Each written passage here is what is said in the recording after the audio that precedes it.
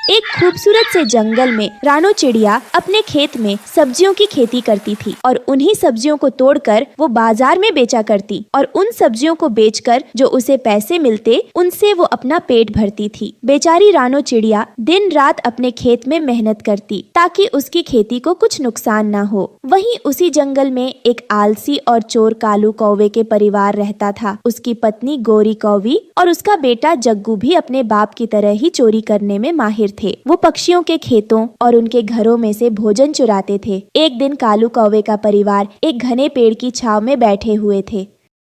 अरे मेरा दिल तो बहुत जोरों से टमाटर खाने को कर रहा है। चलो रानो चिड़िया के सब्जियों के खेत में चलते हैं और वहाँ जाकर उसकी सब्जियाँ तोड़कर मजे से खाते हैं। अजी कालू जी, अगर रानो चिड़िया ने हमें देख लिया तो वो हम तीनों को पकड़कर बहुत मारेगी और हमें बिल्कुल नहीं छोड़ेगी। वैसे भी आप जानते हो उस रानो चिड़िया को अपने खेत और उसकी सब्जियों से कितना प्यार है। एक मिनट भी वो अपने खेत को अकेला नहीं छोड़ती और आप सब्जी चोरी करने की बात करते हो। अरे नहीं नहीं, चिंता मत करो गोरी, वो तो इस समय सो रही होती है। मैं तो रोज उसके खेत से लाल लाल टमाटर चुरा चुरा कर खाता हूँ। आज हम तीनों मिलकर उसकी सब्जियाँ चुरा कर अपना पेट भरते हैं और वहाँ से लाल लाल टमाटर भी चुरा कर खाते हैं। नहीं नहीं पापा, ये गलत है। हमें ऐसा नहीं करना चाहिए। रानो आंटी का गुस्सा आप जानते तो हो ना। अरे जग्गू गोरी, गलत सही कुछ नहीं होता। जहाँ मौका मिले वहाँ से फायदा उठा लेना चाहिए। अब चलो मेरे साथ, डरना बंद करो। कालू कौवा अपनी पत्नी और बेटे को अपने साथ रानो चिड़िया के सब्जी के खेत में ले जाता है। वहीं रानो चिड़िया अपने खेत में लगे पेड़ के नीचे खटिया बिछाकर सुकून से सो रही थी।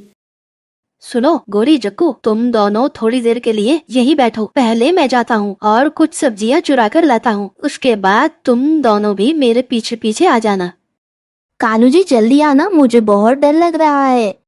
फिर कालू कौवा सब्जियों के खेत के पास जाता है और वहाँ से 3-4 सब्जियाँ तोड़ लेता है। लेकिन तभी रानो चिड़िया की आंख खुल जाती है। कौन है यहाँ पर? अरे कौन है? मेरे सामने आओ, अभी बताती हूँ तुम्हें। कालू कौवा जल्दी से अपनी पत्नी गोरी और अपने बेटे जग्गू को लेकर वहाँ से भाग जाता है और वो रानो चिड़िया से बचने के लिए कुछ दूर दूसरे पेड़ पर जाकर बैठ जाते हैं। आज बाल बाल बच गया मैं, नहीं तो आज रानो चिड़िया मुझे पकड़ ही लेती। लेकिन देखो, मैं टमाटर और सब्जी ले आया हूँ। कालू, आज तो तुम बाल बाल बचे हो। अगर रानो चिड़िया तुम्हें पकड़ लेती तो वो तुम्हें बहुत मारती और फिर छोड़ती भी नहीं। अरे ऐसे कैसे पकड़ लेती वो चिड़िया? मुझे चोरी करने का पूरा 10 साल का एक्सपीरियंस है। अरे ये तुम क्या कह रहे हो? 10 साल तो हमारी शादी को भी नहीं हुए। अरे कितनी मूर्ख हो तुम, एक चुटकुला भी नहीं समझती हो। कालू, एक टमाटर मुझे भी खाने को दे दो ना, मुझे भी जोरों की भूख लगी है। अरे वाह वाह, मेहनत मैं करूं और टमाटर तुम खा लो। इन लाल लाल टमाटर को तो अकेला मैं ही खाऊंगा। चलो जल्दी से घर चलो और जो मैंने सब्जी चोरी की है उससे तुम स्वादिष्ट सा खाना पकाना आज। ये कहकर वो तीनों अपने घर चले जाते हैं। वो चोर कौवे का परिवार रोजाना रानो चिड़िया के खेत में से सब्जियों को चुराता था। रानो चिड़िया अपने खेत में रोज रोज की चोरी से बहुत ज्यादा परेशान हो जाती है।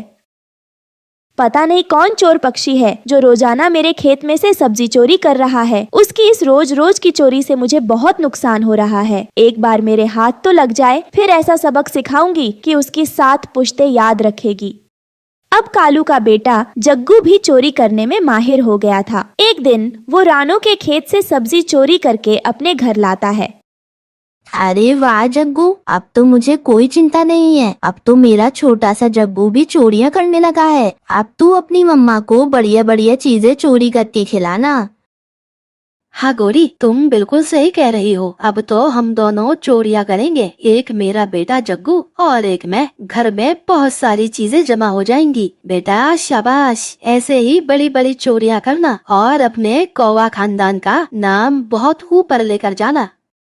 जग्गू कौवा अपनी चोरी की तारीफ सुनकर बहुत खुश होता है। वहीं दूसरी तरफ अब रानो चिड़िया ने भी ठान लिया था कि वो सब्जी चोर को किसी भी हालत में पकड़ कर रहेगी। फिर अगले दिन सुबह ही सुबह जग्गू कौवा दोबारा से सब्जी चोरी करने के लिए निकल जाता है। अभी जग्गू कौवा खेत में सब्जी चोरी कर रहा था कि तभी रानो चिड़िया वहाँ पर आ जाती है।